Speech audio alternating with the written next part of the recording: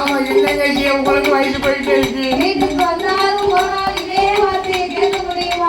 நாட்டுக்கு போயிட்டு வர முடியுதா? நாட்டுக்கு போயிட்டு வர முடியுதா? முடியலையே. பிள்ளைகள குழந்தைகள் கண்ணீரை வடிக்க குழம்புது என்ன செய்யணும்? நீ பெண்ணாவது சொல்லி அழுகுது. பிள்ளை இல்லை வச்சு எடுத்த அன்னைக்கே சொல்லிட்டு இருக்காங்க. அவன் மகன் இருக்கான். பிள்ளைகள் நீ சொல்லி அழுகுது. நான் ஆனா பிறந்த ஆம்பளை நான் யார்கிட்ட போய் சொல்ல? நாம் இருவர் நமக்கு ஏன் நோய்?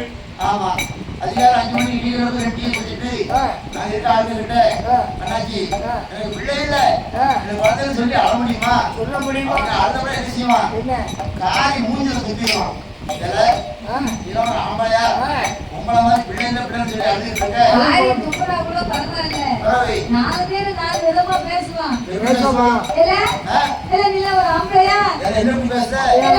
கல்யாணம் முடிச்சு எத்தனை வருஷம்?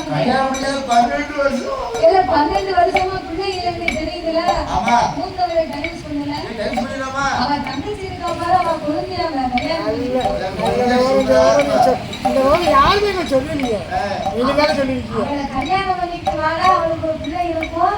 அவ வந்து யோகத்துல இவனுக்கு ஒரு பிள்ளை இருக்கும் பாப்போம் அப்படின்பா. இவன் வேங்காலம் பார்த்து பேர் வைக்கிற மாதிரியே பேசுவான். அதனால 4 பேர் 4 விதமா பேசுவாங்கம்மா. நான் போய் வெளியில சொன்னா அதுக்கு அபமானம் இல்லையா? அதனால இனி நாம பிள்ளை இல்லைன்னு வருத்தப்பட வேண்டாம். காசை கொடுத்து ஒரு பிள்ளையை வாங்கி நம்ம பெற்ற பிள்ளையா வளர்த்தா என்ன? நமக்கு கடவுள் வேண்டிய செல்வாக்கு கொடுத்திருக்கிறார். அதை வைத்து நாம பணத்தை கொடுத்து பாசாங்குக்காக ஒரு பிள்ளையை வாங்கி வளர்த்தா என்ன?